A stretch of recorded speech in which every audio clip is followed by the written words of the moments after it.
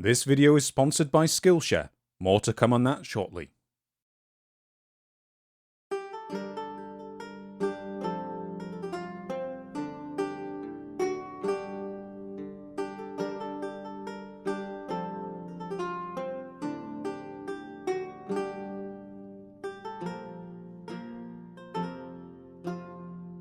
Well, Crofty, given the theme we've had for the intros of our last two episodes, we're going to have to work really hard to go from us dying and being resurrected by Osiris to being resurrected in the form of vampires to ancient Greece, of all places. I mean, I was just going to try and enjoy being alive for a change, but yeah, if we want to try and incorporate that theme, go ahead. Yeah, I mean, what we could do, what I was thinking was, in the proud tradition of all pretentious Anne Rice-style vampires, we just pretend that we're ancient vampires. Just be, if someone comes across us, just pretend and be like, yes, I was actually Aristotle in a previous life. Yes, I knew Alexander the Great. Bit of a poor student, spent all of his time hanging around with some Hesphaestian guy. I don't know much of what they got up to, but I'm sure they were very good friends. All right, everybody. Hello, welcome to Mythillogical. Hello. You caught me a bit off guard there. Yeah, that's one of the funnier parts of reading Victorian historical accounts of Alexander the Great's life, where they get to his relationship with Hephaestion, and it's just like, they were very good friends. What good bosom buddies these two were. And they were roommates. Yes, definitely. But getting on track, we are here to talk about a different part of ancient Greece today, aren't we, Crofty, in this show which covers all things mythology and all things folklore. So, Crofty, what are we here today to discuss? Today, we are here to discuss another of the most famous heroes of ancient Greece, a chap by the name of Perseus, and his most famous enemy, the Gorgon Medusa. Yeah, so we're kind of heading back almost in the direction that we were with Heracles. Well, we are definitely heading back in that we're going back to ancient Greece, but we are getting very close to a prequel of sorts to the Heracles myth, and we're going to be talking about the exploits of his great-grandfather, Perseus. Yes, we're heading some direction along the family tree, as we are discussing a chap who is Heracles' half-brother, his great-grandfather, and also his step-great-grandfather, which made Heracles buying a birthday card quite a pain, as Hallmark doesn't really cover that complexity of familial relationships. No, we're unfortunately getting very much into Charles II of Spain territory again on this episode, where, nieces marrying their uncles, not a great development for human existence, it turns out. Kind of results in a giggling man-child in charge of your country 50 years down the line. Probably the biggest inaccuracy of Heracles, that he was so reasonably well adjusted, considering his ancestry. Yep. Okay, Crofty, so putting all of that aside, do you want to give us a quick introduction to the major events of Perseus' life and the deeds for which he is most famous? Yes. So, as we've just said, Perseus was a son of Zeus, and along with the heroes Cadmus and Bellerophon, he's often considered to be one of the three greatest Greek heroes before the days of Heracles. He was born as a prince of Argos, and like many heroes, he suffered quite a few hardships in his early life as a result of a prophecy that was warning of his future deeds. These hardships led to him being sent to slay the Gorgon, Medusa, and bring back her head, which he accomplished with the aid of Hermes and Athena. Following that, we will then follow him as he encounters the Titan Atlas, as he battles a sea monster sent by Poseidon, before going on to become the king of Argos, later the king of Tiryns, and the founder of the city of Mycenae. His dynasty, known as the Perseids, would then go on to become one of the most famous dynasties in Greece, with his descendants being known for ruling these major cities, until the time of his descendant Heracles. Following Heracles, his remaining descendants would then be more famous as the Heraclid dynasty. Yeah, I think that's a good summary of the major events of Perseus' life. We're getting perilously close to actually getting to the substance of the episode without 20 minutes of preamble for once. So I think this is a great time, Crofty, for us to plug all the various platforms that you can find this podcast on. So as always, this podcast can be found on all good audio platforms, including Spotify, over on iTunes/Apple Podcasts, or whatever they're calling it at the moment, and on other platforms such as Google Podcasts, Stitcher, and basically all good podcast places. There's a few people who have been coming to me and saying, like, oh, why isn't your podcast on Google Podcasts, or why isn't it on Spotify? And I don't know what's going wrong on your end, guys. It's always been there when I've checked and had a look for them. So maybe it's something to do with the apps. I don't really do apps. I hope it's not a big enough problem for everybody at the moment. And of course, if you want to see the YouTube version of this particular podcast, you can always go over to the YouTube channel, The Histocrat, where you get to see additional video content related to the subject that we're discussing. And as it's ancient Greece, and there's lots of nice, enjoyable pottery artwork dating from this period, I'm expecting there'll be a whole bunch of that on display for this particular episode. In addition to this, I'd also just like to say, if you want to follow this podcast on Twitter, you can head over to twitter.com/the_histocrat, where I occasionally give updates as to what the next topic is going to be, along with a general update for when a new episode is due for release. And then finally, I'd like to mention this podcast is just supported by a small Patreon. So you can head over to patreon.com/thehistocrat and gain early access to everything on the Histocrat channel and related to this podcast. And of course, I would like to take a minute to thank this video's sponsor. This episode is sponsored by Skillshare. Skillshare is an online learning community with thousands of inspiring classes to explore. Whether you're looking to get the most out of a hobby or would like to turn one of your passion projects into a profession, Skillshare can help with classes geared towards every skill level. Many of us have taken on new projects in the last few years, either as a career change, personal development, or simply as a fun hobby. Building and maintaining good habits is key to progress in any new project or in learning a new skill, which is exactly what the course we want to talk to you about today is all about. Thomas Frank is a YouTuber, author, and productivity expert, and he's given you the benefit of his research and experience in his course, Real Productivity: How to Build Habits That Last. Over 10 lessons, he teaches you how to overcome the barriers created by perfectionism, how to set achievable targets that help you advance towards your main goal, and how to put systems in place that improve your motivation and help you overcome failure. Whether your goal is personal or professional, everyone can benefit from Thomas's expertise. And when you're ready to put these productivity lessons to practical use, Skillshare has classes on a whole range of topics, including video production, writing, music, art, design, and crafts. Skillshare provides you with an uninterrupted, ad-free learning experience, and they're always launching new premium classes, so you always have something new to learn. With short video lessons designed to fit any schedule, projects to keep you focused and engaged, and a large community of fellow creatives around the world, you'll always be able to find the encouragement and inspiration you need to bring your projects to fruition. And if that wasn't enough, the first 1,000 subscribers to click the link in the description or to use the on-screen code will get a 1-month free trial of Skillshare, so you can start exploring your creativity today. Okay then, so before we dive into our account of Perseus's life and deeds, I'd like to just quickly take a moment to mention what sources both I and Crofty consulted in order to make this episode. In terms of academic sources, there's slightly less than some of our previous episodes on my end. However, I did consult the works Perseus by Daniel Ogden, which is part of the Gods and Heroes of the Ancient World series, which covers many different figures of ancient mythology. I also used some small sections from Edward Finney Jr.'s Perseus Battle with the Gorgons. And again, I used a few small bits from Ulrich Kennan's Greek Mythography at Work, the story of Perseus from Pherecydes to Theses. And then in terms of the classical sources I used, the accounts of Perseus's journeys are quite widely spread out across Greek mythology. Some of the sources I used include Ovid's account in the Metamorphoses, the Bibliotheca of Pseudo-Apollodorus, which I'll talk a little bit more about in a minute, some sections of Pindar's 12th Pythian Ode, Pausanias's 2nd century description of Greece, Hyginus's Fabulae, a 10th century Byzantine work known as the Suda, and fragments of Pherecydes. I also double-checked a few brief references to Perseus in both Homer's Iliad and Hesiod's Theogony, and catalogue of women, along with the Shield of Heracles.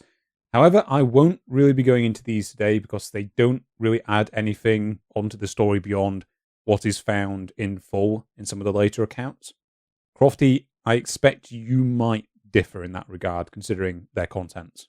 Yes, there will be some mentions of those particular sources on my end. Okay.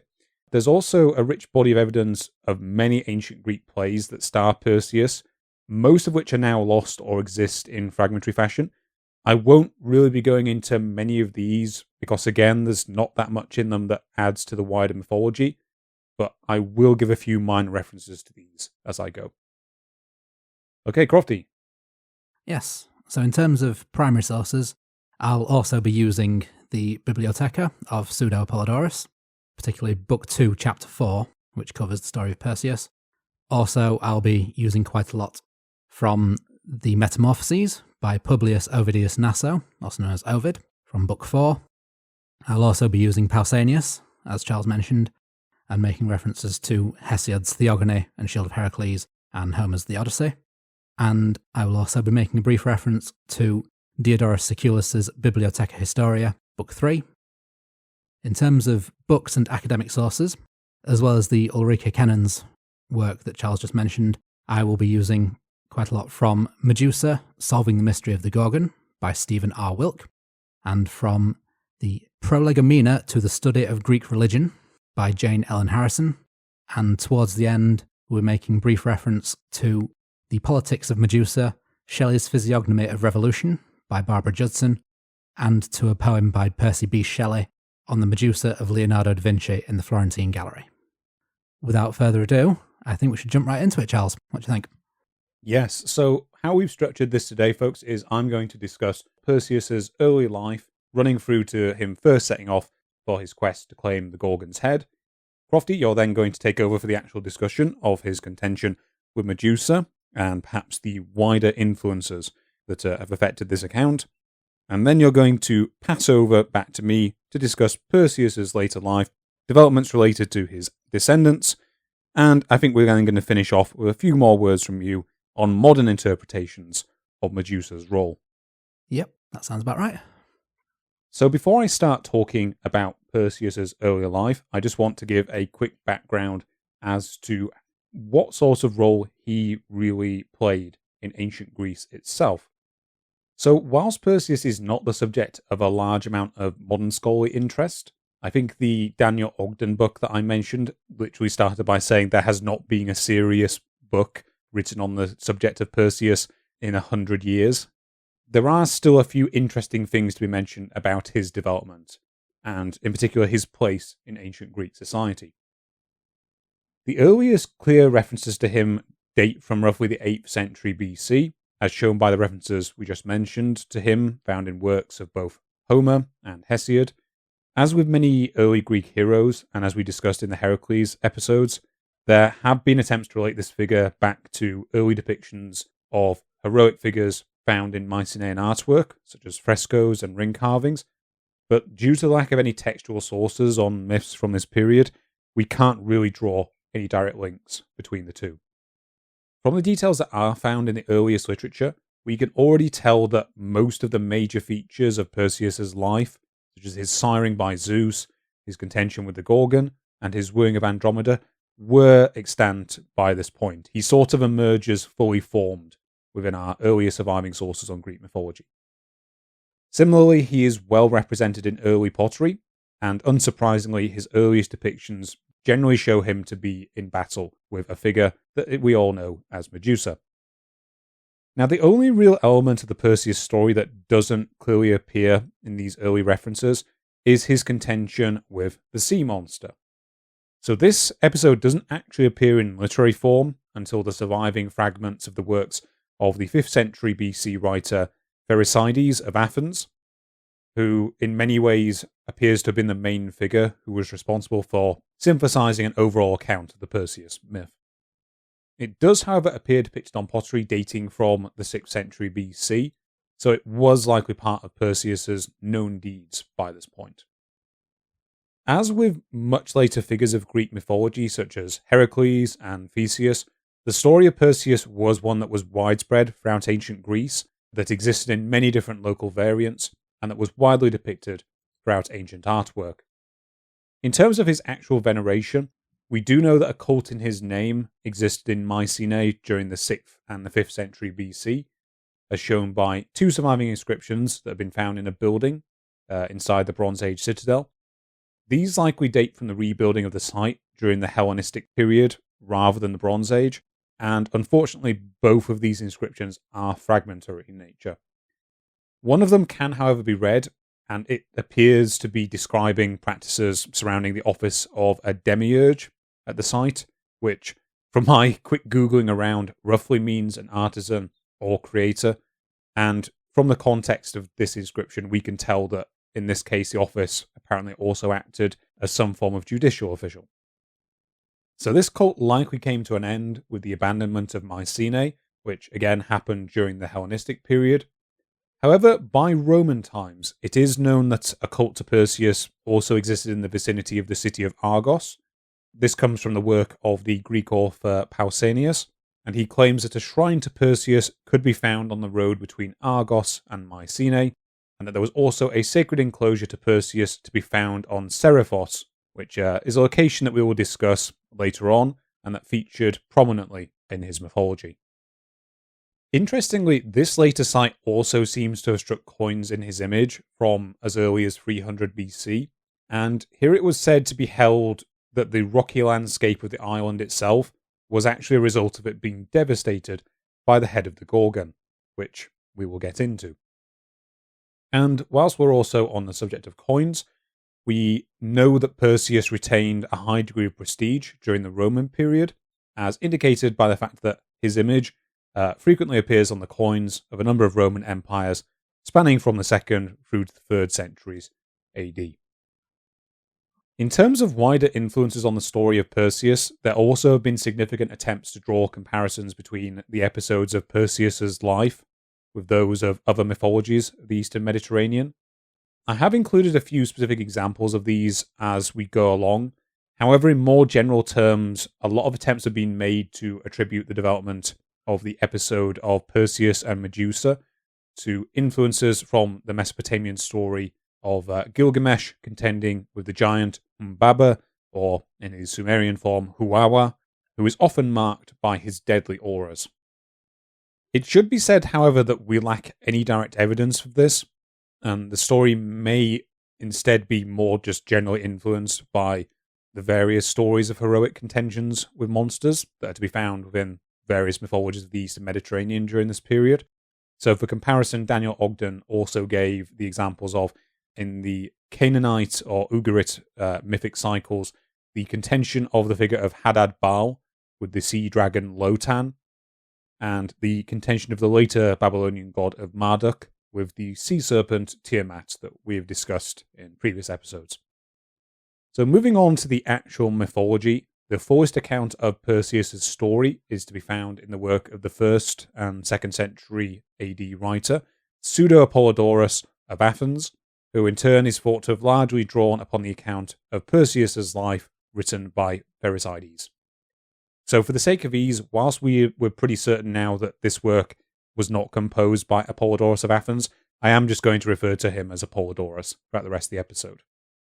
So according to Dr. Ulrich Kenenz, we also know that from examining surviving fragments of Pherecydes' story that have been found in later commentaries, that Apollodorus probably added in some details from other accounts and generally updated its text for a more contemporary audience in the 2nd century. He also apparently dramatically cut down on some of the events and more archaic features of Pherecydes' account, and this generally just speeds up the whole thing. I'm mentioning all this because I just want to establish that this is the version of the story I will be mostly referring to in this episode. I will point out where details from other versions of the story appear as I go, but if I don't give a specific source for a detail, it's probably because I'm referring back to this account. As Crofty mentioned before, the story of Perseus begins in the Greek city of Argos, which was ruled by his grandfather, King Acrisius. Acrisius has 2 daughters, Everete and Danae, but no sons. And worried by his lack of a male child, Perseus consults with the oracle at Delphi and hears a prophecy that he will be slain by the son of his daughter Danae. So in order to thwart this, Perseus imprisons his daughter, either in a bronze chamber that he has built underground, or, according to Ovid, high up in a bronze tower. Now, an interesting little detail that Pausanias gives us is that he claimed that this tomb could still be seen in the vicinity of Argos in his times. There's been some discussion about exactly what he's referring to, and generally the impression I was getting is that a lot of scholars think he was referring to one of the surviving Pholos tombs of the Mycenaean civilizations, which like these large semi-subterranean tombs that resemble a beehive on the inside. And there is indeed one that is known within the vicinity of Mycenae that does have a hole in the roof, but whether this has any relation to the monument that Pausanias is referring to is just complete conjecture. So at this point, there are two possible explanations for how exactly Perseus was conceived. The most common explanation you'll find in ancient accounts is that he was sired by a certain rascal who always seems to show up when we talk about Greek mythology. Can never keep it in his tunic. And well, that's exactly what I've written here. So he was sired by a certain rascal by the name of Zeus, who, apparently can't keep it in his pants even when the woman he desires is literally entombed in metal. So much like the story of Leda, who Zeus either seduced or, in the darker versions of the tale, raped in the form of a swan, here he transforms himself into a shower of gold, which falls through a hole in the roof of her prison, and according to most accounts, lands in Danae's lap, resulting in her falling pregnant. So there are a couple of alternatives to this version. One alternative given by Apollodorus is that he was sired by Acrisius' twin brother and rival, Proitos, who at the time was the king of Tiryns. There is something of a backstory in Greek mythology between these two brothers, where when Acrisius succeeded to the throne of Argos, Proitos rebelled against him, and this resulted in him going off and founding the city of Tiryns. However, in versions where it's claimed that Proitos impregnates Danae, this leads to a newfound quarrel between the brothers. This account seems to have been derived from a fragment of Pindar's work, but I haven't been able to track down exactly which work this is from, because my version of Apollodorus' work, the notation system, didn't seem to have any basis in reality. So, again, take that with a pinch of salt. I do know that Pindar references Perseus' birth in two of his Pythian odes and one of his Nemean odes, but to the best of my knowledge in those, he just refers to the Golden Shower story, so who's to know? There's also a small amount of confusion in these accounts over whether Zeus himself simply transformed into the shower in order to gain entry into Danae's prison, or if the Golden Shower literally consisted of his seed, which then impregnates and sires Perseus. Basically, what it comes down to is Pherecydes presents the former version, whilst the convention in all other accounts I found and in artwork is that it's the shower itself that impregnates her.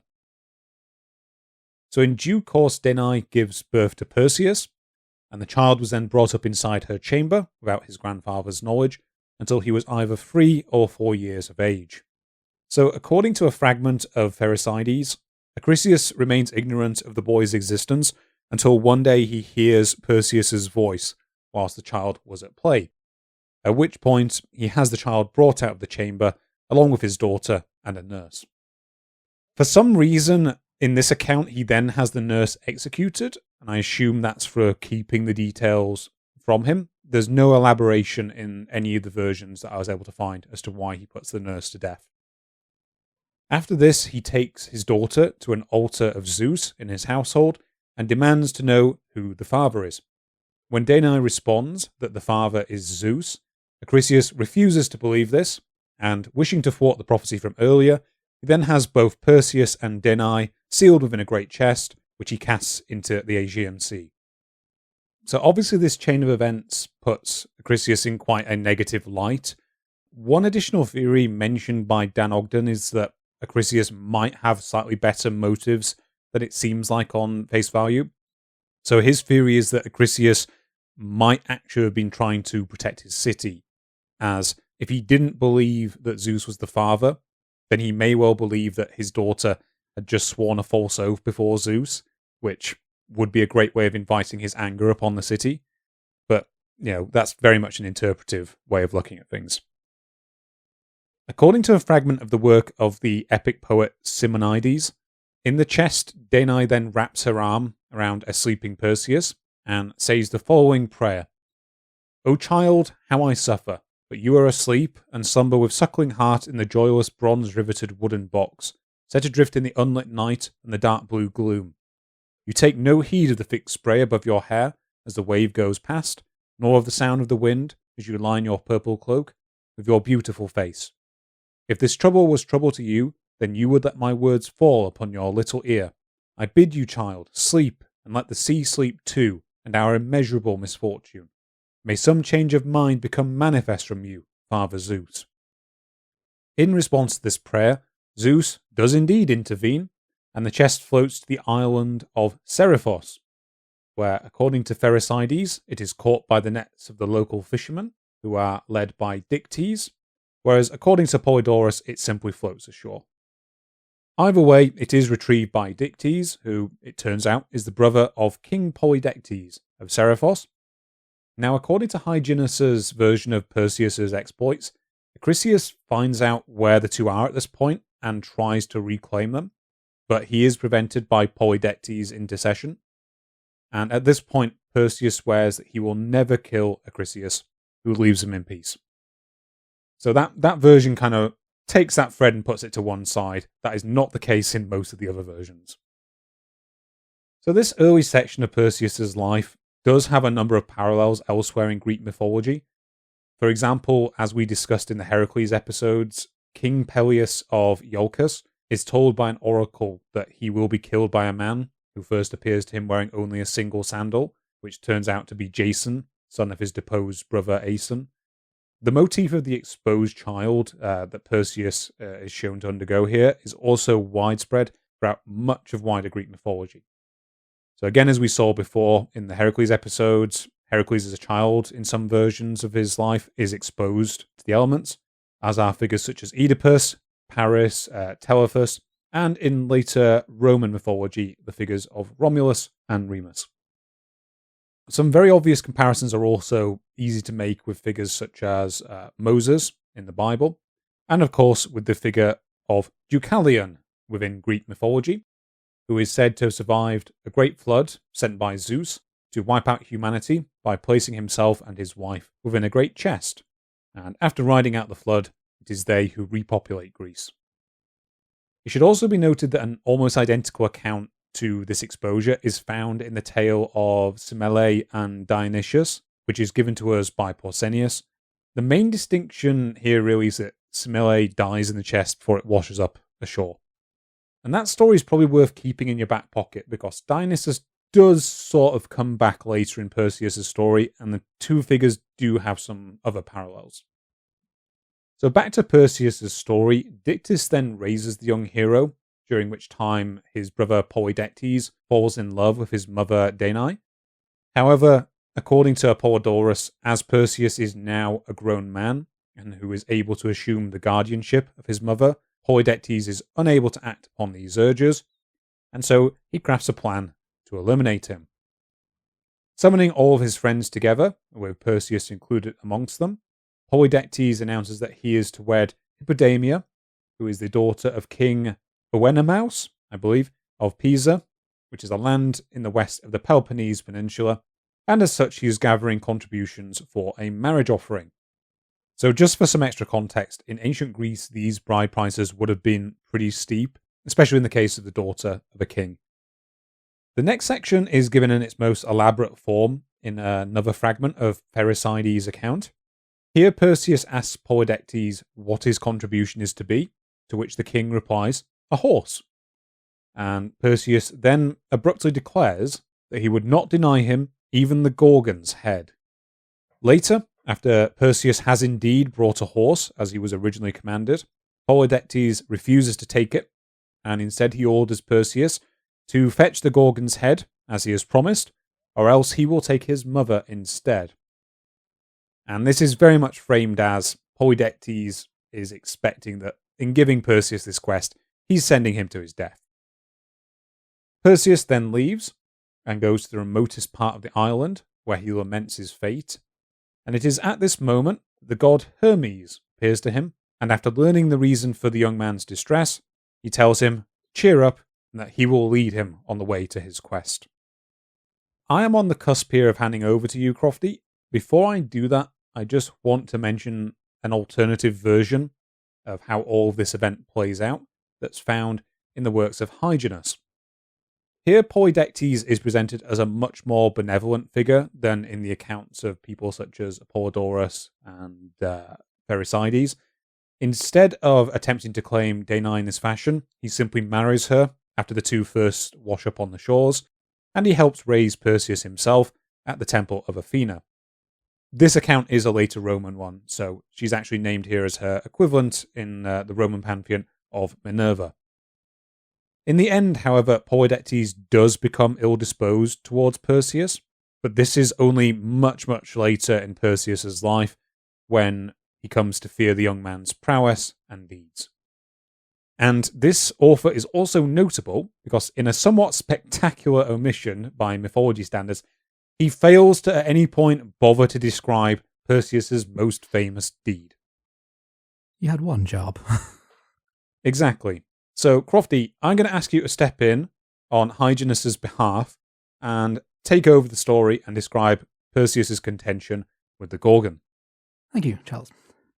So, as you previously said about using Apollodorus as our main source, for the story of Perseus and the Gorgon, Apollodorus did become very much the standard that a lot of modern versions draw from, but there is also an alternate telling by Ovid in his Metamorphoses, which does inform some modern views of Medusa, some details which Ovid quite likely embellished himself, and certain aspects that aren't seen in Apollodorus' version.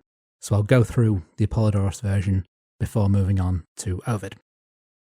Before I start on the Apollodorus version, I will give a brief quote from Hesiod's Theogony, because Apollodorus does cite Hesiod as one of his sources, and we do have one brief paragraph describing what the Gorgons are from Hesiod. So to quote in full, Gorgons, who dwell beyond the glorious Okeanos, or Oceanus, in the frontier lands towards night, where are the clear-voiced Hesperides, Stheno, Euryale, and Medusa, who suffered a woeful fate. She was mortal, but the two were undying and grew not old. With her lay the dark-haired one, Poseidon, in a soft meadow amid spring flowers.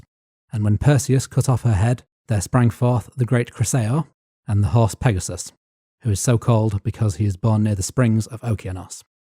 So that's probably the earliest mention that we have in writing of Perseus slaying Medusa and of the Gorgons themselves.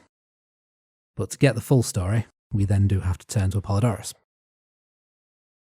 So, Charles left Perseus on the shores talking to Hermes and lamenting his fate. When Hermes offered help, Hermes told him to seek out the Griae, or the Grey Ones, who were the triplet daughters of an ancient sea god, Phorcus, and of the sea monster Keto, whom you might want to keep that name in the back of your mind later. These sisters were named Enyo, Pefrido, and Dino. They were sisters of the Gorgons, and they were born as old women and shared a single eye and a single tooth between them, which they would pass around for each to use in turn. From these Griae, Perseus needed to find knowledge of how to find the nymphs, who would furnish him with equipment that he needed to face the Gorgons. Upon locating the Griae, their weakness was quite obvious. When passing the eye and the tooth to the next, they were all vulnerable, so Perseus simply had to steal the eye and the tooth as one tried to hand them over. He used this as leverage in order to force the sisters to tell him the location of the nymphs. In one version, following this, he would throw the eye and the tooth into Lake Tritonis, but I believe in Apollodorus' version, he actually honoured his promise and gave them back. The location that the Griae gave him isn't mentioned in Apollodorus, but in one of Pindar's Pythian odes, he mentions that Perseus visited Hyperborea as part of his quest to slay the Gorgon, and so it's suggested that this is where the nymphs were found. So, from the nymphs, Perseus needed 3 items. In order to travel to the Gorgon's island, which was on the very edge of Oceanus, and so the edge of the known world, he needed the winged sandals. To approach and to escape unseen, he needed the cap of Hades, which would render him invisible. And in order to safely carry the Gorgon's head without accidentally petrifying himself or others, he needed a bag called the kibyssus. Other Greek sources describe the kibyssus as a bag that's used to carry clothing or food, while Sir James George Fraser, who translated Apollodorus, translates it as a wallet, which led to a joking description from Stephen Wilke of Perseus putting the head in between his 10s and 20s. So my personal image that I get from it, from these two things, is the idea of more a sort of leather drawstring bag, like a coin purse. Yeah, that was very much the image that was coming to me from the description. Yeah, which is quite practical in that you can quickly get the Gorgon's head in and out without having to fiddle around with fastenings, and so minimum risk. Yeah. Minimum risk to yourself there. And so that's sort of how I picture it. Does give you this image of Perseus just like blundering around his life, like, oh, I just better get a couple of coins out of my purse to pay this guy. Oh no, I've just turned everyone in this bakery to stone. Oops. Yeah. Oh dear. It's an alternate version to all the times he deliberately turned people to stone, I guess. He's like, best make up an excuse for all these statues. Okay, why were they angry at me? Yeah, I'm going to call a stop to this because I think we've just accidentally created a Family Guy sketch, so we're going to have to move hurriedly along. We'll go back, yes. So after receiving these three items, Perseus then receives one final gift from Hermes. He receives an adamantine sickle sword, also called a harpe, which is a curved sword with a cutting edge on both sides. So equipped, Perseus flies to the edge of the ocean and locates the Gorgon's island and catches the Gorgons asleep.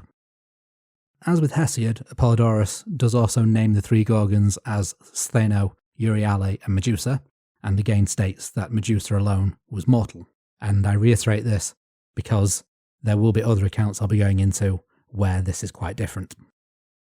So Apollodorus then gives a description of the Gorgons, which reads as follows. The Gorgons had heads twined about with the scales of dragons, and great tusks like swines, and brazen hands and golden wings by which they flew, and they turned to stone such as beheld them. So I think you, Charles, and our listeners may notice a very glaring omission here, which we will be addressing later on. So Perseus, being sensible enough as to avoid a fair fight with creatures who turned to stone, crept up on the three Gorgons as they slept, using his brazen shield, which hadn't been previously mentioned, but would be considered standard issue for a hero, in order to look at their reflections and approach them. When standing over them, it's said that Athena guided his hand as he beheaded Medusa, and he then quickly stashes her head in the kibyssus. At the moment that Medusa is decapitated, from her bleeding neck are born the winged horse Pegasus, who has no further role in Greek versions of Perseus' story, and the giant Chrysaor, who is best known as the father of the multi-headed and or multi-bodied giant cattle farmer Geryon, who we encountered in our Heracles episode. Call back to Heracles. Yeah. Or call forward, depending on timelines. We're back in time. At this point, Stheno and Euryale awoke, and they attempted to find Perseus. However, thanks to the cap of Hades, Perseus made his escape. There ends Apollodorus' account of the slaying of the Gorgon, and so I'll move over to Ovid's account. As is quite common in Ovid's works, he tells the story a bit out of order, so he instead has Perseus recounting the tale in first person during a wedding feast much later on, that I will not specify who for, again because spoilers. And so it's here where Medusa is first described as having her characteristic snake hair, when one of the dinner guests asks, "Now, valiant Perseus, pray tell the story of that deed, that all may know, and what the arts and power prevailed when you struck off the serpent-covered head." That sort of introduction is like a great way of like spoiling the entire story for the guy who's about to try and tell it. Yeah. Where he's like, Come tell us about the time you brutally decapitated the monster that I will now describe in detail so you don't have to. Yeah, it saved Perseus a bit of a job. So, Perseus describes Medusa's lair as being at the edge of the world. however not really giving any information at this stage as to how he arrived there. Unlike in Apollodorus' account, Perseus describes the lair as a spot beneath Atlas, the mountains at the edge of the world, which will contradict something that comes up in a little while. He describes the entrance as guarded by two sisters, born of Phorcys, who dwell in bulwarks of enormous strength to guard its rocky entrance. These two sisters, as with the three Griae in Apollodorus, shared a single eye, though no mention of a tooth is made. And similar to Apollodorus, they would pass the eye between them in order to watch the entrance. Once again, Perseus snatches the eye from them as they pass it between them. However, as he simply needed to get past the two of them in this version, he simply blinded them and entered the pass without having to deal with them any further. So he then follows through this mountain pass, through rocky crags and forested hills, in order to arrive at Medusa's lair. Unlike in Apollodorus, this version does then display that others have attempted to reach Medusa, as Perseus describes along the way on all sides, men and animals, like statues, turned to flinty stone at the sight of dread Medusa's visage. This time, there is no mention of any other sisters, as Stheno and Euryale have instead been replaced by the two sisters guarding the pass. Again, Perseus crept upon Medusa when she was sleeping, and when the serpents in her hair were also asleep, and using his shield to see her as he beheaded her. However, this time he had no godly assistance. It simply stated that he looked at her reflection and used that to aim his sword. From her blood again was born Pegasus, and also was born a brother who was not named, but was presumably also a winged horse, as they were described as twins of rapid wing, and no mention of Chrysaeon is given here. Perseus then describes his escape, flying over seas and lands, and touching stars while upon the wing, and following the conclusion of this story, the guest who first asked about his quest inquired why, of the three sisters, only Medusa had hair of snakes. And so it's here that Medusa becomes a more tragic figure, as Perseus explains, and I quote, "Beyond all others, she was famed for beauty, and the envious hope of many suitors. Words would fail to tell the glory of her hair, most wonderful of all her charms. A friend declared to me who saw its lovely splendour. Fame declares the sovereign of the sea attained her love in chaste Minerva's temple. While enraged, she turned her head away and held her shield before her eyes. To punish that great crime, Minerva changed the Gorgon's splendid hair to serpents horrible, and now, to strike her foes with fear, she wears upon her breast those awful vipers, creatures of her rage." So, it tells here that of how Medusa got the serpent hair, we kind of just have to assume that the ability to turn anyone who looked upon her to stone was also the same part of this curse by Athena or Minerva to the Romans, as there's no other explanation given as to why people turned stone looking upon her, and prior to this curse, people were obviously able to look upon her beauty. And here again we do have another thing that is told slightly out of order and slightly contradictory, as here it specifies that Athena wears the face of Medusa, which is something that will come up later. So those are the two main accounts of Perseus' killing of Medusa. However, before we continue with the story of Perseus, I do feel we should discuss the development of the Gorgons in a bit more detail, because unlike Perseus himself, we do see quite a bit of evidence of evolution of the Gorgons over time. So there are several other writers who do make scattered references to Medusa, to the Gorgon or Gorgons. Along with Hesiod's description in the Theogony and in the Shield of Heracles, the other oldest known mention of the Gorgon was in the Odyssey in the 8th century BC. In chapter 11, when Odysseus enters the underworld after meeting the ghost of Heracles, hordes of the dead appear to try and force Odysseus back. Odysseus panics and is said to be afraid that Queen Persephone might send up from death some monstrous head, some Gorgon's staring face. And while this ghostly head terrifies Odysseus, that's then contradicted slightly later on in the various tellings of Heracles in the underworld, as when Heracles entered the underworld during his final labour, he encountered the ghost of Medusa herself and drew his sword, but looked upon her without turning to stone, and Hermes said to him that this Medusa was simply an empty phantom. So that is from the much later accounts of Heracles, including in Apollodorus. So as we'll see later, the power of turning creatures to stone that the Gorgons had lay in the physical head of Medusa, rather than with Medusa's spirit or with Medusa's entire body herself, and this is quite important in the development of the myth. Yeah, I didn't really go into this, but there is, I think, references in some parts of Greek mythology specifically to power being within Medusa's eyes in later accounts. Yeah, yes, and some of the artwork that I'll be talking about in a few minutes does support that idea as well. So, to give a bit more detail on Medusa's origin, she's always described as the daughter of Phorcys and Ceto. Phorcys was an ancient sea god prior to Poseidon taking the role, and he was a son of Gaia, while Ceto, who was the goddess of sea monsters, whales and sharks, who was also a child of Gaia, and whose name will be popping up later, and who also popped up in the story of Heracles. Together, the offspring of Phorcys and Ceto, as well as the Gorgons and the Griae, also included Echidna, who was the consort of Typhon and known as the Mother of Monsters. It's been suggested, particularly by the mythographer Stephen R. Wilk, that the Gorgons and the Griae, who are both sets of triplets who were born of Phorcys and Ceto, were originally simply variants of the same creatures, and so different localized versions of the Perseus story only had one or the other. So it's suggested that prior to Hesiod's Theogony establishing them as separate sets of triplets, there were two versions of the myth, one of which where Perseus had to bring the head of the Gorgon back, and one in which Perseus had to bring back the eye and or the tooth of the Griae. And so when Hesiod catalogued the gods and their offspring, he took both of these creatures and defined them as separate, which then would later go on to show up in Apollodorus as he attempted to condense these several versions of the narrative into a single story. He placed the Griae as the means for Perseus to find the help he needed, and then the Gorgons as the final objective.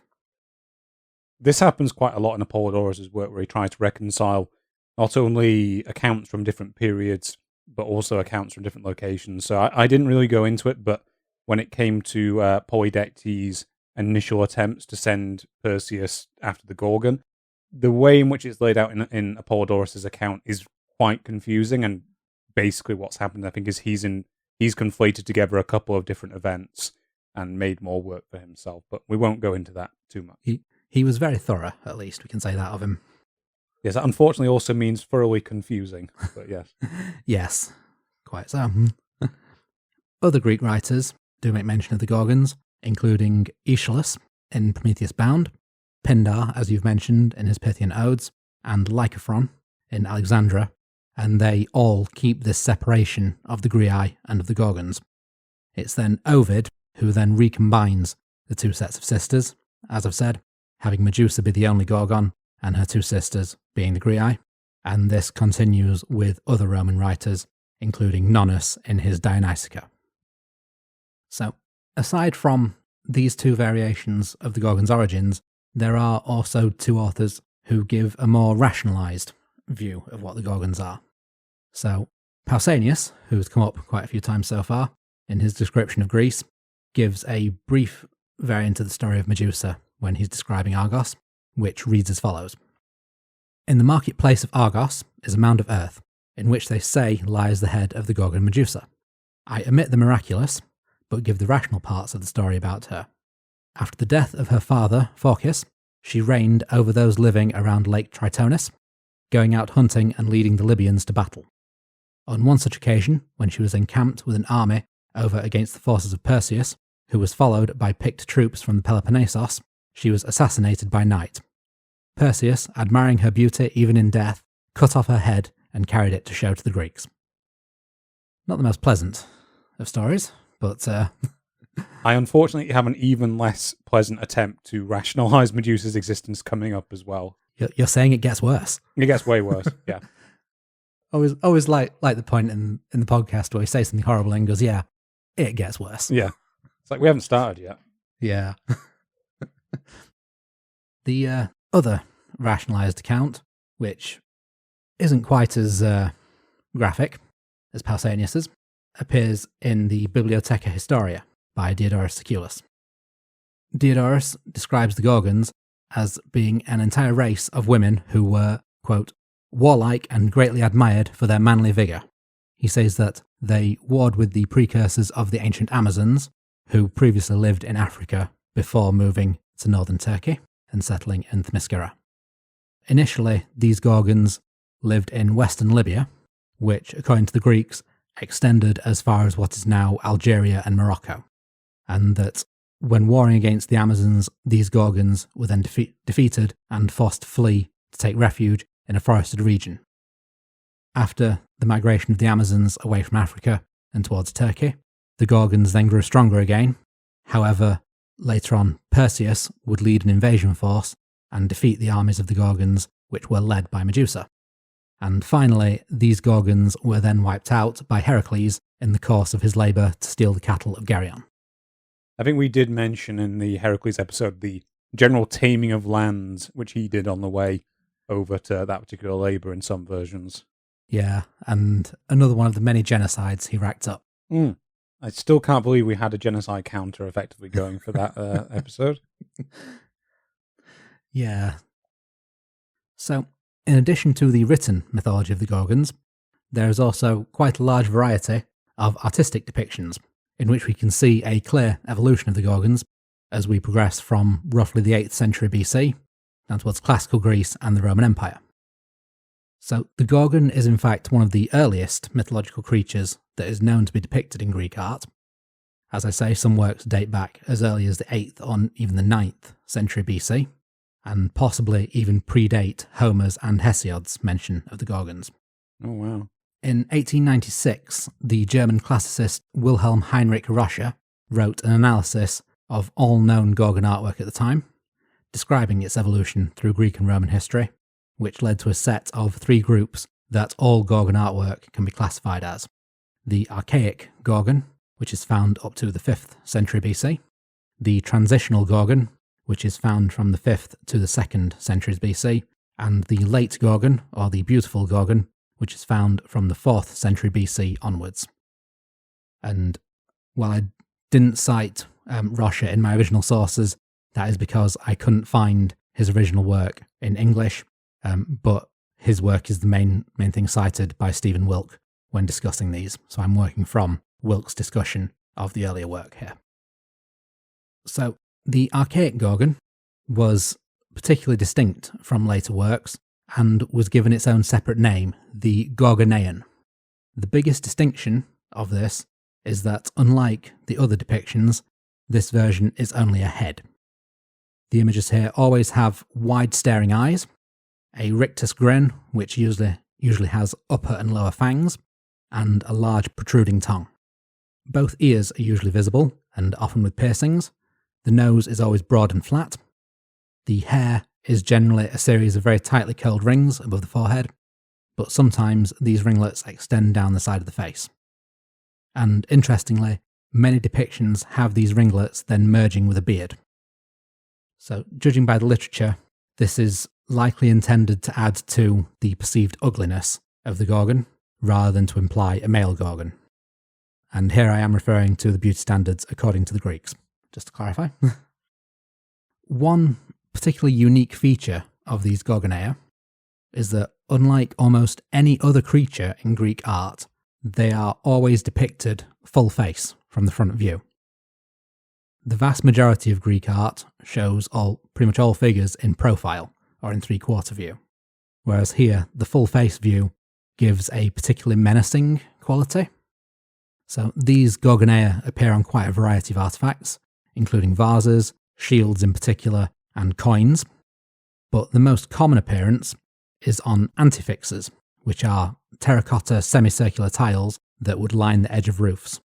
These would appear one for every alternate row of tiles on a number of roofs, due to the way that roof tiles were designed, and that there would be semicircular tiles, one row with the inner face facing up, and the next row with the outer face facing up. One theory of these is that their purpose is similar to gargoyles in medieval cathedrals, using an evil face in order to frighten evil spirits away. Hence the front-on view, the very menacing look, and the large staring eyes. There is an alternative explanation that was put forward by Stephen Wilke, which is more practical in that the antefix itself was made to seal holes which were left by that placement of roof tiles that I mentioned, and prevent birds from sheltering in the hollows of the tiles, and that the large staring eyes were there to scare birds away from any cracks that would later appear in the roof as a result of wear and tear. And so, essentially, two different methods of keeping pests out of the roof. As we get to the end of this archaic stage, we do start to see some vase paintings that depict the Gorgons with bodies. And here we have the bodies seen in profile while the heads are still in full face view. In these, Medusa is still depicted as a head, and we start to see the head placed in the hands of Perseus, with Stheno and Euryale pursuing. So here, the two living Gorgons are depicted with sickle-shaped wings and curled-tipped boots, and their heads are attached to their bodies without any necks. These versions overlap a bit with the less striking Gorgons of the transitional stage, where from the 5th century onwards we start to see the heads get smaller, the bodies better proportioned to allow for necks, and start to see them in profile. The Gorgons without necks match the images from a number of large clay masks that have been found at Tiryns and at Sparta, with wide fanged mouths again, broad noses, large ears, and huge popping eyes, and with holes in the chins that would have contained actual beard hair. There are 5 of these masks found in Tiryns, which date from either the 8th or the 9th centuries BC, and there have been 15 found at Sparta, which date from around the 5th century BC. And so it's possible that the artwork of the Gorgons without necks were based on people wearing these large masks, as the masks would have completely obscured the neck of the wearer. Yeah, the ancient Greeks are known to have occasionally depicted play scenes on pottery rather than just, actual mythical representation. So that's entirely possible. Exactly. It's thought that that's what these masks were for, some form of play or dance, or perhaps a religious ceremony. However, the one thing is the masks have no eye holes, and so that may have prevented them from being used in that fashion, but we can't really say. So, finally, we move on to the late Gorgon, or the beautiful Gorgon. And these figures, which are shown in profile or three-quarter view, are given much softer features, and generally fit the more common image of women as depicted by the Greeks and Romans. So the beard and fangs are gone, and the face is simply a young woman with the only strange feature really being that sometimes she's depicted with wings growing from her head to give her that sort of inhuman quality. Later on, as the Romans began to depict Gorgons, Medusa was given a rounder face and a sad expression to sort of keep her in line with that tragic figure which Ovid described. So, the development of these types of Gorgon artwork in many ways matches the timeline for what we've seen of how the Gorgons developed in the myths. So, the mythographer Jane Ellen Harrison, writing in 1903, says that the abundance of artwork that was depicting only the head in the 8th century, and the contemporary account by Homer mentioning only a Gorgon head, suggests that the myth may have originated as a monster that was simply a floating head. And then that by depicting these heads as protecting buildings, or as a threat to enemies by placing them on shields, then may have necessitated the development of the story of Perseus beheading Medusa. And this story will be used to explain how this evil creature's power could then be held by a human, by placing the power in the head, and so having a body to then remove and take control of the power. Then, by giving her a body and by anthropomorphizing her in this way, it then leads to writers starting to give Medusa more human characteristics and personality and backstory in order to go with the humanoid figure, which is what then leads to the idea of the more tragic figure, which would culminate with Ovid's description. There is one final Greek mention of the Gorgons that I'm going to bring up before we go back to Perseus, and I mentioned this at the very end of the section on Gorgons because it feels very out of place compared to everything else we've discussed. So, in a passage of Apollodorus' library, Book 3, Chapter 10, concerning the famous healer Asclepius, Apollodorus writes this: And having become a surgeon and carried the art to a great pitch, he not only prevented some from dying, but even raised up the dead, for he had received from Athena the blood that flowed from the veins of the Gorgon. And while he used the blood that flowed from the veins of the left side for the bane of mankind, he used the blood that flowed from the right side for salvation, and by that means he raised the dead. So this is completely at odds with just about everything else I've said so far about Medusa, and so to be quite honest, I don't really know what to make of it, and can't really give any sort of analysis or opinion on the matter. You kind of occasionally get those Buck Wild accounts where it's just like, this one contradicts everything. That's it. So I'm including it for completeness, but yes, can't really say any more on the subject.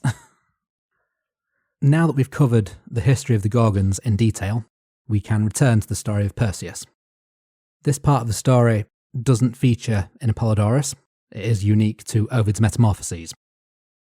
This section of the story, as Ovid, as I said, tells events out of order, is where we first encounter Perseus in the poem. We find him hovering over Libya, holding the head of Medusa. From the head of Medusa, drops of blood begin to fall that, upon touching the ground, transform into a swarm of snakes that infest the land.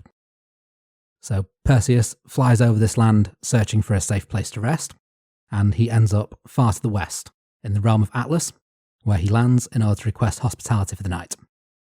Ovid describes Atlas as vaster than the race of man, and describes Atlas's lands as extending over extreme domains and over oceans to the west at the edge of the world, containing 1,000 flocks, 1,000 herds, and golden rout boughs that, bearing apples of pure gold, no neighbour might disturb.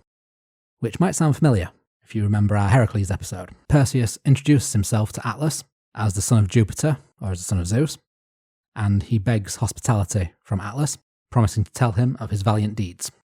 However, Atlas had previously been given a prophecy that stated, "O Atlas, mark the day that a son of Jupiter shall come to spoil, for when thy trees be stripped of golden fruit, the glory shall be his." And because of this prophecy, Atlas has built walls around his orchard, set a dragon on guard, and he has expelled all others from his lands. He refuses Perseus' request for hospitality, calling the claims of his deeds and the claims of his parentage lies. And refusing hospitality was possibly the worst taboo in Greece and Rome, and so here Perseus punished Atlas accordingly.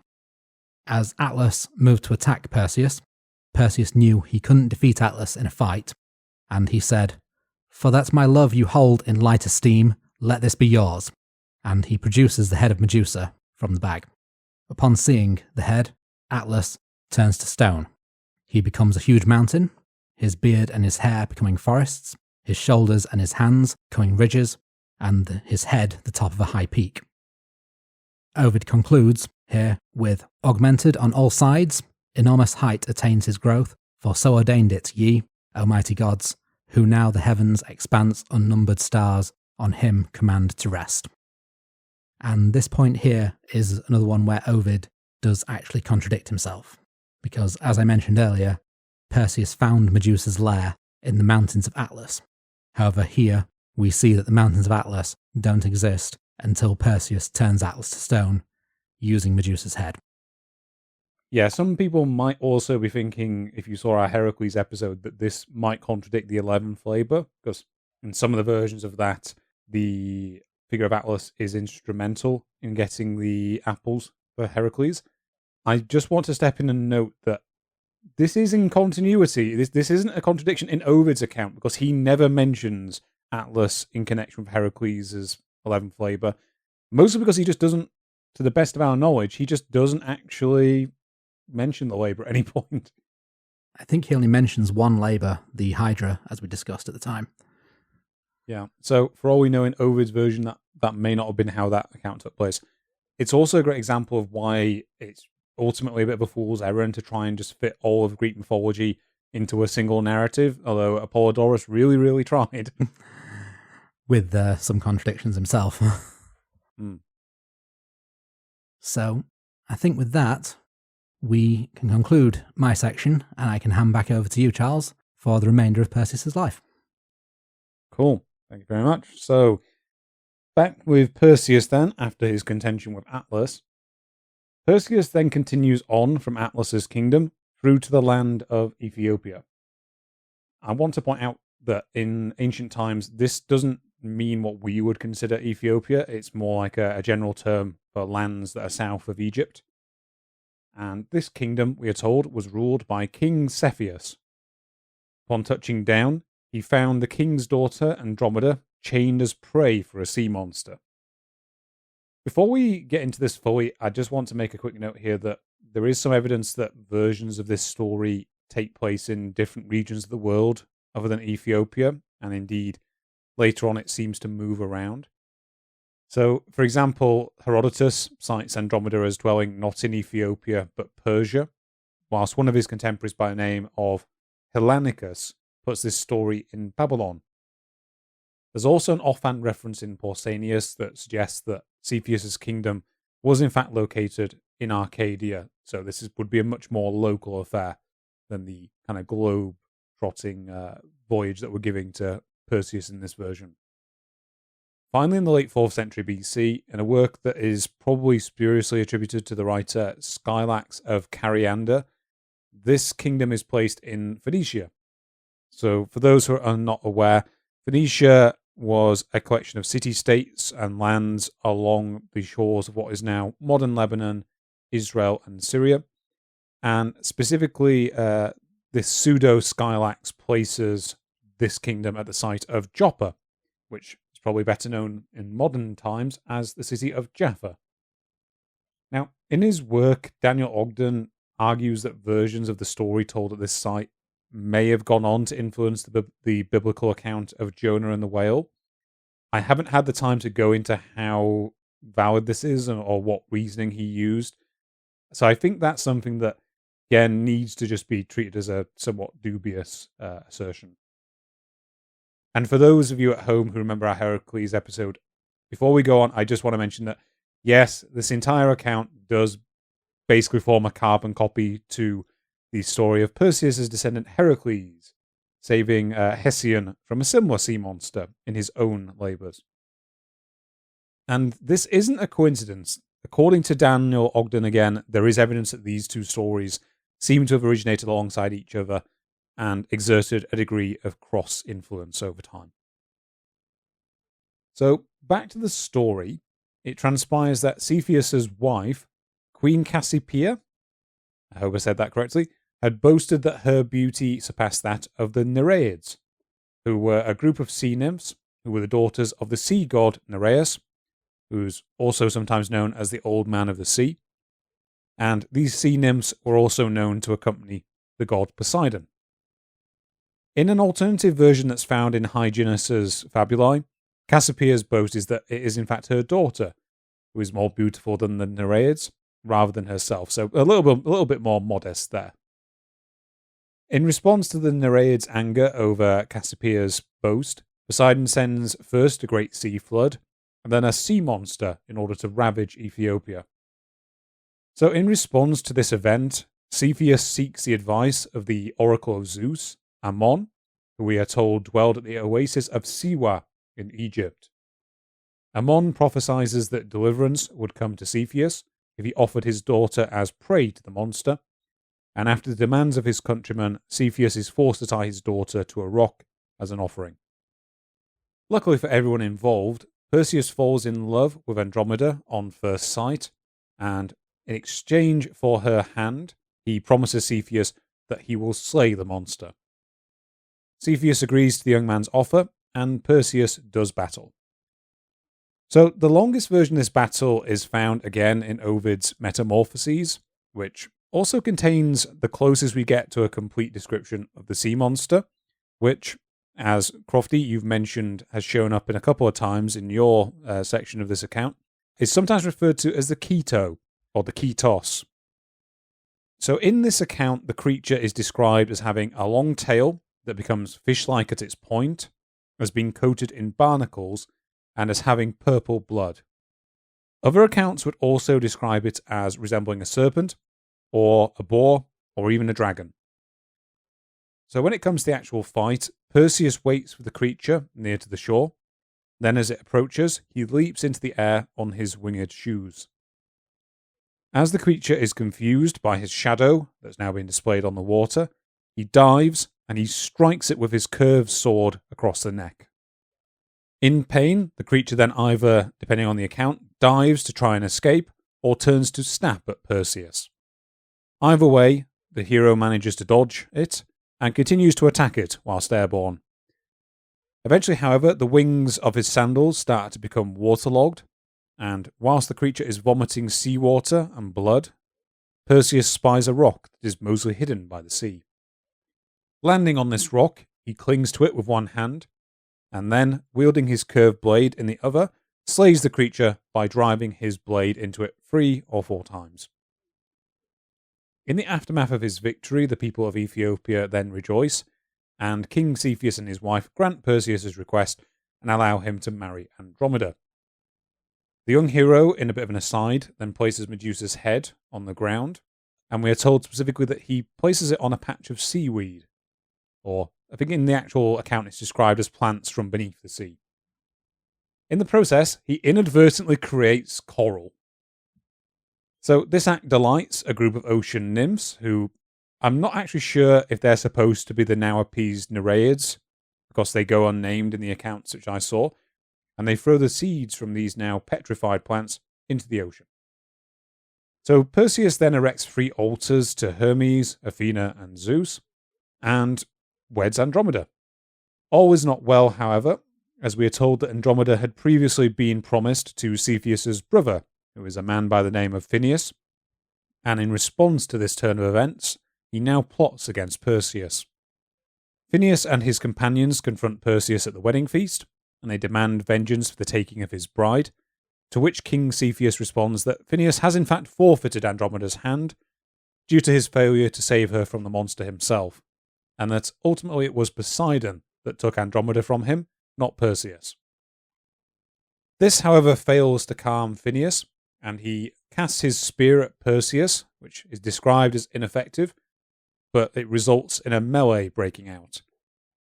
So in Ovid's description, there's like a long description of all the men who are slain on both sides, but the ultimate result is that Perseus is left surrounded by Phineus's men, and as it looks like he is about to be done for, he falls back on what becomes a very recurring trick, and he produces the head of Medusa and cries out as he does for his friends to shield their eyes. This turns Phineus's followers to stone. Phineus himself, however, manages to avert his gaze and pleads with Perseus to let him live, but Perseus instead states that he will grant him the honour of being turned into a monument for his intended bride to admire, and, going up to him, turns him to stone as well. So this is a lot more elaborate than Apollodorus' version. In that version, Perseus basically just confronts them, immediately shows Medusa's head, and they all get turned to stone.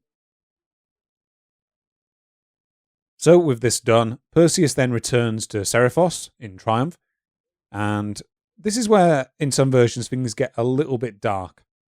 Once he gets back, he discovers that his mother has been forced to flee to its temples in order to escape being violently seized by King Polydectes. In a darker version of this event that's given in Pindar's 12 Pythian Ode, Polydectes also forcefully marries and indeed rapes Danae in the process.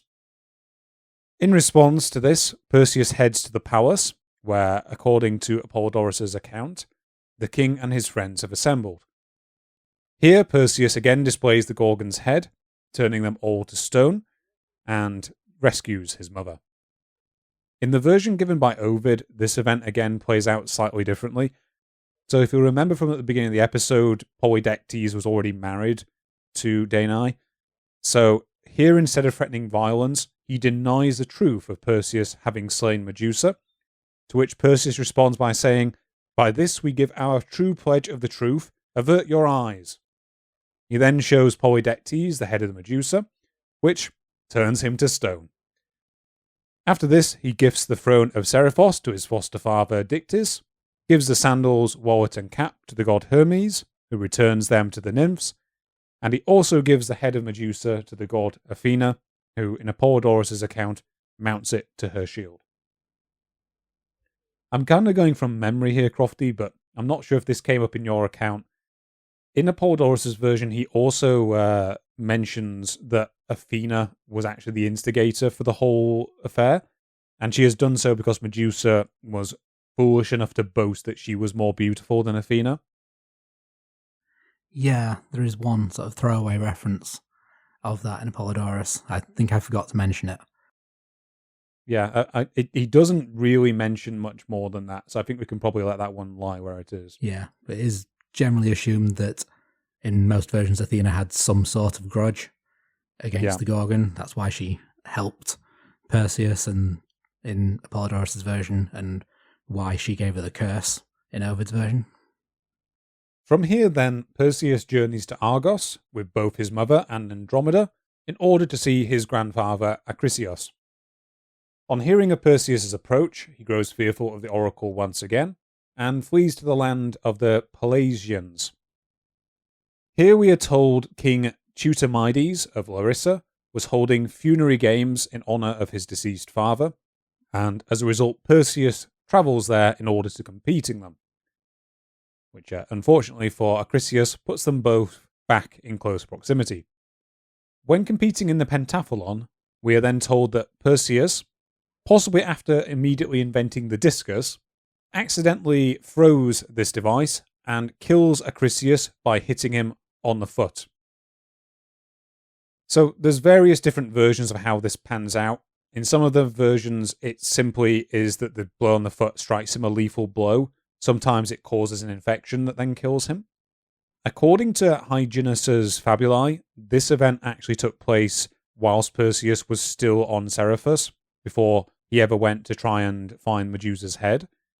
And in this version, Acrisios is just killed accidentally after making peace with Perseus, where he's just waiting to return to Argos, and Perseus throws a discus, and he is accidentally hit on the head, with the discus being blown off course by a wind that is attributed to the will of the gods, who were not willing to allow this prophecy to get away with not being fulfilled, it seems. Yeah, a very common theme in Greek mythology. You cannot escape prophecy, and escaping prophecy will probably make it worse. Yeah, indeed. So theoretically, I could have mentioned all this back when we were first discussing Perseus arriving on Seriphos. However, I think from a storytelling standpoint, it makes more sense to tell this story at this point.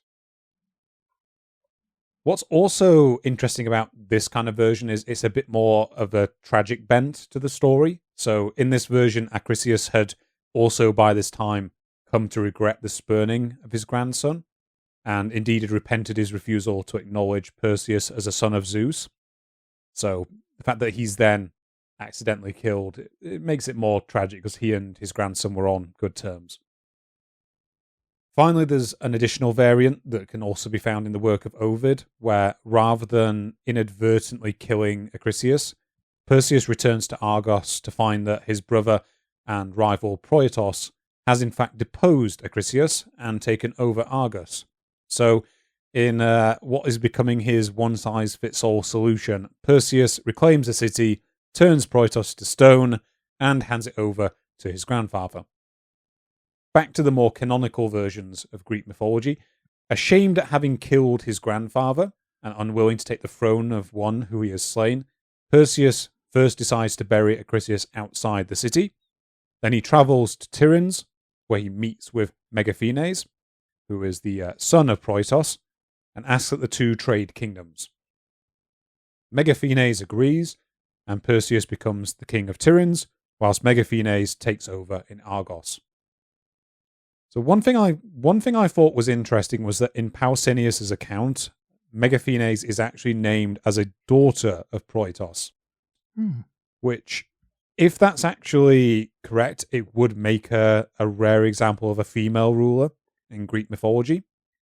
And as much as I would like that to be true, the majority of accounts do mention that this character is a son. And that does indeed seems to be the consensus in wider Greek mythology. The kind of wild card account out of all of these, again, is Hyginus's Fabulae, which does not mention any of this trade and instead simply has Perseus take the throne of Argos with no mention of his guilt over killing his grandfather. In most Greek accounts from this point onwards, we effectively get an inferred happy ending for Perseus, which is pretty rare for Greek heroes. In most of the accounts, Perseus proceeds to rule over Tiryns, with Andromeda by his side. In his reign, he is said by Apollodorus to have fortified the sites of both Medea and Mycenae, and indeed he is commonly held in wider sources of Greek mythology to have founded the latter site, and by the time of ancient Greece, the inhabitants of Mycenae did indeed claim that he was their founder. According to the account of Pausanias in his Guide to Greece, the exact site of Mycenae was chosen due to a couple of different reasons. The first was that Perseus's mykes, or the cap off the end of his sword sheath, fell off whilst he was in its vicinity, and he decided that this was a good omen for the building of a city. The second possible reason is that Perseus was thirsty and pulled up a type of toadstool or mushroom called a mykes from the ground, and water rushed out, and liking it, he called the place Mycenae. So I've seen in various accounts that today the water cistern that has been found deep hidden within the rock beneath Mycenae is in fact nicknamed Perseus' stream for this reason. This might be me misremembering, but I think Pausanias attributes this to a different stream, to the best of my knowledge.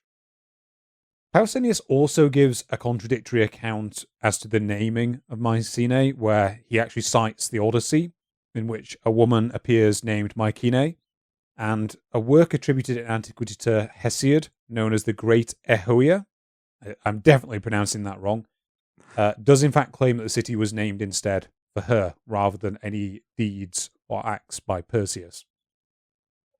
According to Hyginus, Perseus also founded the Macedonian city of Perseus, but this is probably a confusion with the fact that the final king of Macedonia was also named Perseus. And indeed, the city seems to have been named by his father, Alexander V, after his son. In a slightly perplexing entry, Hyginus also lists Perseus alongside figures such as Heracles, Castor and Pollux, Ariadne, Pan, and others, as a mortal who later achieved immortality. Now, this is something I didn't have time to go into whilst I was preparing for the episode, but this may or may not be related to the fact that in antiquity, the figures of Perseus, Andromeda, and I believe Medusa and the sea monster were all imagined as constellations. I think Cassiopeia too, but I could be wrong. But as I say, I haven't had much of a chance to go into this, so that's a fun thing for people to look up if they're interested. Cassiopeia is definitely a constellation too, I've just checked. Okay, cool. Finally, there is also one extra myth that takes place during Perseus' lifetime. So it's said that during his reign, war is made upon his kingdom by the god Dionysius, who, as I think everyone out there will know as the fun god of Greek mythology. He's into wine and stuff. And who, interestingly, is also his half-brother via Zeus. A lot of those hanging around, half-brothers. Yeah, so there are quite a few comparisons to be made between these two figures. I've decided not to go into this too much today because A, I'd like to tell this myth, and for all of the comparisons between Dionysius and Perseus to make sense, we'd have to explain large chunks of Dionysius' life, and indeed we'd probably also have to go into the life of the woman Ariadne, and then we'd probably have to go on to some of the deeds of Theseus on top of that for it all to make sense. So I'm just going to give a quick Cliff Notes version here, which is that Dionysius returned from India, makes war upon the Argives in order to gain their recognition as a god, and the result is either that Perseus, in a rare example of a mortal actually managing to slay a god, simply kills him and his wife Ariadne, or alternatively, Perseus only kills Ariadne, either accidentally through trying to kill Dionysius, or he deliberately kills her and decides to freeze her with Medusa's head as usual. The end result of this, though, is that either way, Dionysius does successfully manage to gain worship by the Argives.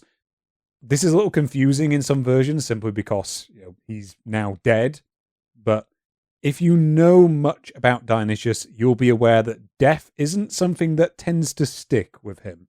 Let's just say that. I am fully aware that we are probably going to do an episode on him at some point, because not only is he an interesting figure, he's also probably quite a popular figure in Greek mythology as well. Yeah, he's one of my favourites. Especially when you bring in his Roman equivalent of Bacchus. So I'm going to leave this myth here, but if you want to look into it in more detail, because I really skimped on the details there, the fullest version, I believe, is found in the works of Nonnus. So during his reign, Perseus and Andromeda went on to have 5 sons: Alcaeus, Sphenolas, Helios, Mester, and Electrion, along with a daughter by the name of Gorgophone, which, try naming your daughter in modern times Gorgophone and see whether she hates you when she grows up. Some of those figures may sound quite familiar due to, as we'll get into it, their role in the story and the birth of Heracles. But before we get into the immediate descendants of Perseus and how they lead to some of the later events of Greek mythology, I just want to quickly discuss a couple of what I'd call alternative sources that do give some details of Perseus's later life and indeed his death. According to Daniel Ogden, these accounts are generally considered non-canonical, as they largely come from later medieval sources, or they just have no backing elsewhere in any of Greek mythology. So the most detailed account of Perseus's later life and death is found in the Suda, which is a 10th century Byzantine Greek encyclopedia that is sometimes attributed to a figure known as Suidas. It should be said that if this figure existed, then we know basically nothing about him, other than that it's presumed that he was a Christian, based on the time period in which he wrote and the extensive presence of biblical material within the entries of the Suda. In this encyclopedia, Suidas provides us with an account of Perseus's life that does contain a few details that differ quite markedly from those of ancient Greek authors, so I thought I'd just quickly mention those as well. So, specifically in this account, none of the events of Perseus's early life are mentioned at all, and instead he is simply described as a son of Danae and a man named Pekos, who, quote, having learned all the mystic apparitions and wanting to establish for himself his own kingdom, despised that of the Medes.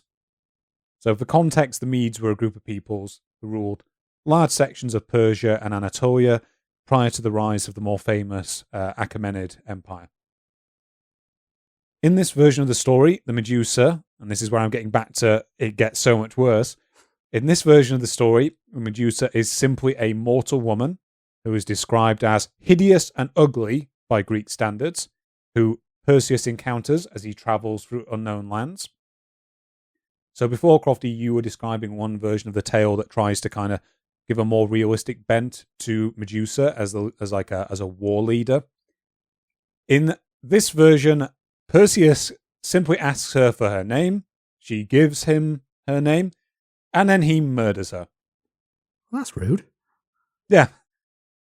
He murders her and he cuts off her head. There's no reason given whatsoever. But I should also point out this account is extremely brief because it's just like an encyclopedia entry, effectively. Still, it did get worse. You were right. Yes. Yep. He then takes her decapitated head and notes that it will destroy all who see it. And it is for this reason that he names the head Gorgon. So from here, Perseus finds an unnamed land ruled by Cepheus and marries a virgin from the local shrine, who is named Andromeda. Perseus and his new wife then move on to Asia Minor, where they found the city of Amandra, which they decided to mark with a great stele which is carved with the face of the Gorgon. This later became the modern Turkish city of Konya, and in ancient times this place was also renamed to Ikonion, perhaps due to the presence of this image. From there, Perseus goes on to conquer the inland parts of Asia Minor, where he founds the city of Tarsus, and also conquers the Medes, which leads these peoples to be renamed the Persians after himself. And we will be quickly revisiting this idea of Perseus being in any way an ancestor towards the Persians. Whilst in Asia, Persia instructs the Magi, who are the most learned Zoroastrian priests of the region, and tells them of the Gorgon, This telling causes a ball of fire to fall out of the sky, which the Suda tells us was then kept and revered by the Persians. In this version of the tale, Perseus also does not give the head of Medusa to Athena, but then he has no other associations with Athena up to that point, so it makes sense. Instead, we are told that in his older age, he tries to use it in a war, as he did back in Greece. However, according to Suidas, the head fails to work due to Perseus's sight having grown poor in his old age. Again, I don't know how that works.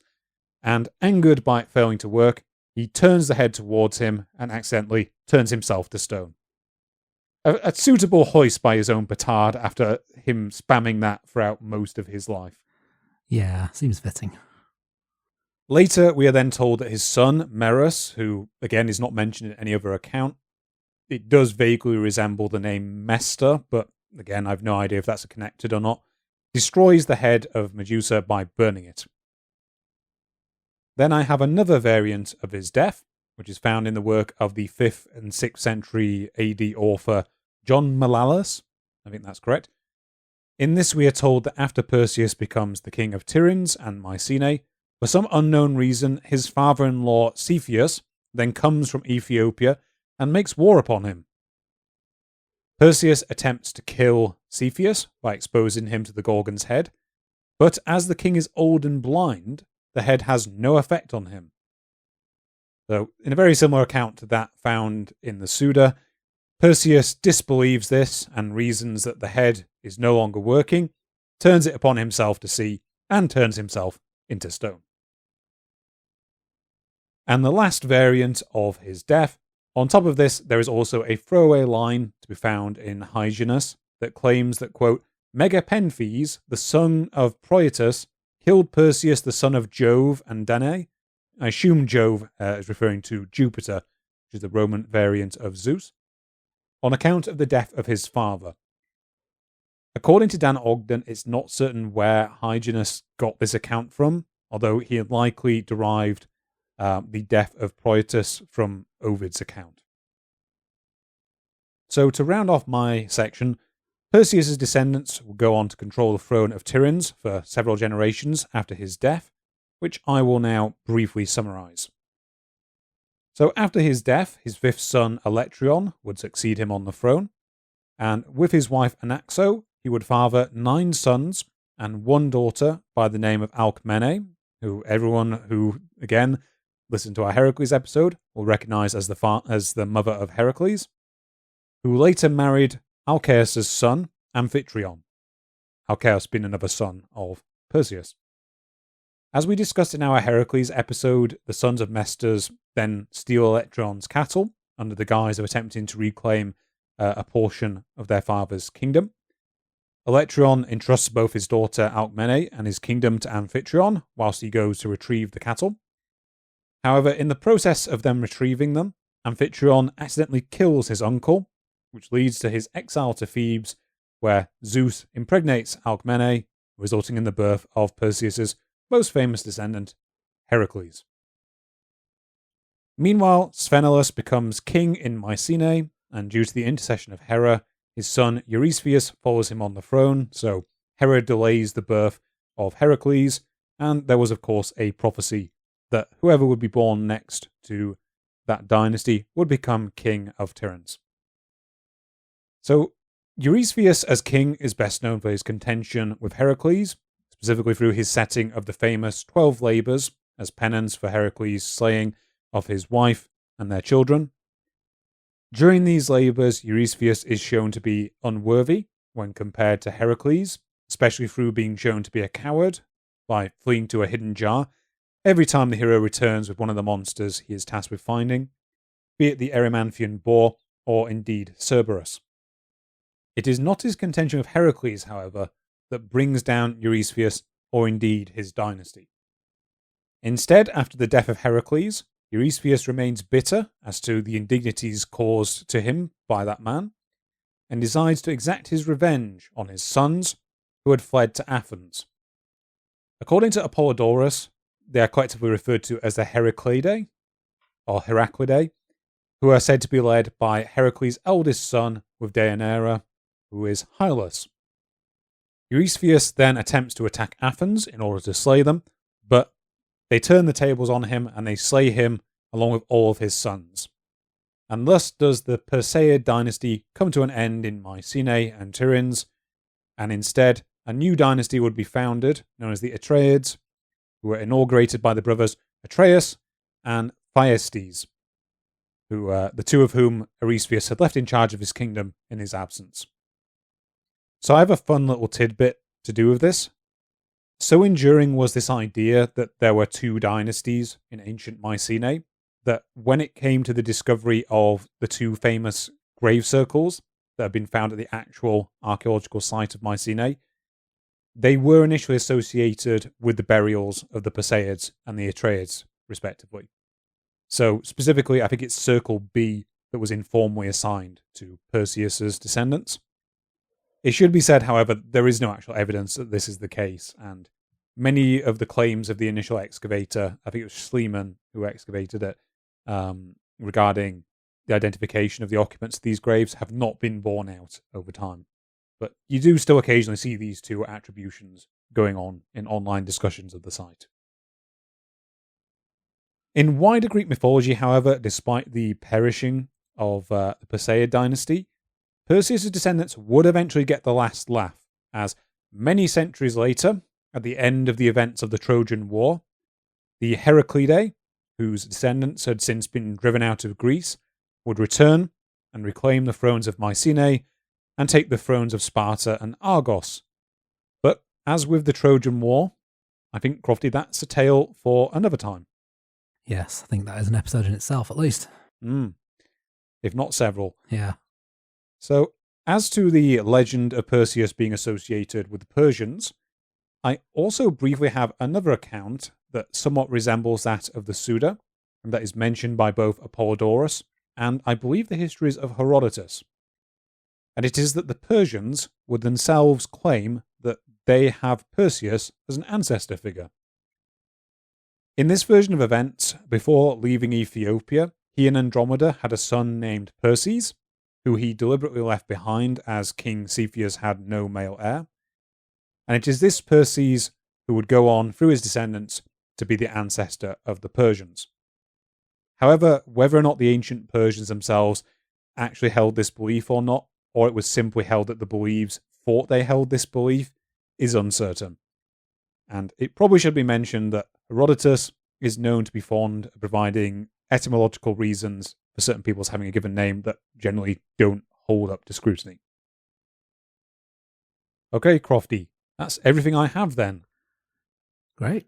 In that case, I think I'll just round off with a little bit on more modern cultural reinterpretations for a few minutes, if that's okay.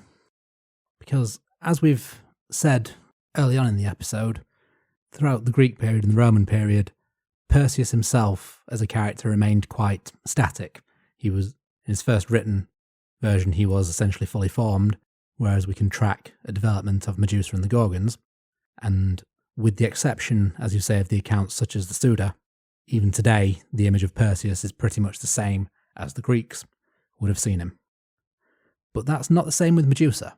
It's quite interesting that from the Renaissance through to modern times, she has been reinterpreted over and over again.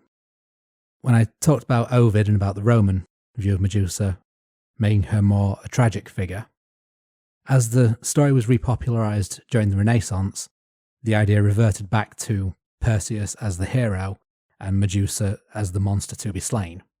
For example, in quite a famous statue, Perseus with the head of Medusa by Benvenuto Cellini, or the painting Medusa by Caravaggio, which both depict this heroic version of Perseus and the monstrous Medusa. However, by the 19th century, the tragic image of Medusa had first reasserted itself and then evolved even further, in that she was being interpreted as a symbol of liberation, the idea being that her curse that was given to her by Athena was being interpreted as a power to oppose the tyranny of the gods, and particularly to oppose her abuser Poseidon and Athena's vengeance. This theme was in particular explored by the poet Percy Bysshe Shelley in his poem on the Medusa of Leonardo da Vinci in the Florentine Gallery, and also in his work Prometheus Unbound. And this particular interpretation has then led to quite a lot of work and reinterpretation by modern scholars looking at Medusa as a symbol of female power who would not submit to men, and turning her trauma and her curse instead into protection. Even today, this interpretation has inspired art such as a sculpture that was in direct opposition to Perseus with the head of Medusa, which is fittingly called Medusa with the head of Perseus, created by Luciano Garbati in 2008. And these interpretations are even influencing modern forms of neo-paganism and witchcraft through internet communities, which is sort of giving Medusa a new life in that way as a patron and as a protector of women. So while Perseus may have been the hero, I just find it quite interesting that Medusa has still to this day managed to capture imaginations and find new reinterpretations. And I just felt that was worth noting as we conclude the episode. Yeah, it's kind of like Medusa won the battle. It just took 2,000 years for someone to write it down. Yeah. Well, Crofty, on that note then, I'm going to declare that guys, gals, and non-binary pals, that was Perseus. All kept within a one-part episode. Yeah, surprisingly enough. Well, Crofty, we've now reached the point of the episode where we drop a not very subtle hint as to what our next podcast is going to be on. So do you want to go ahead and drop your usual hint? Yes, this time we actually know what we're doing next time. So I will just say that in the next episode, we will be travelling across the pond on the hunt for possibly the least photogenic creature in history. Yeah, I was going to step in and say me for a second. No, never mind. Yeah, but we can still photograph you in HD. Yeah. Most of this particular individual's pictures come out rather fuzzy for mysterious reasons. But anyway, well, that's a story for next time. So thank you, everyone, for listening. Thank you, Crofty, for... Why am I thanking you? I don't know. I've not really done anything. Yeah. Well, thank you, Crofty, for existing. And thank you for putting up with me. Yep. And I think that will be us done until next time. Yeah. Goodbye. Bye.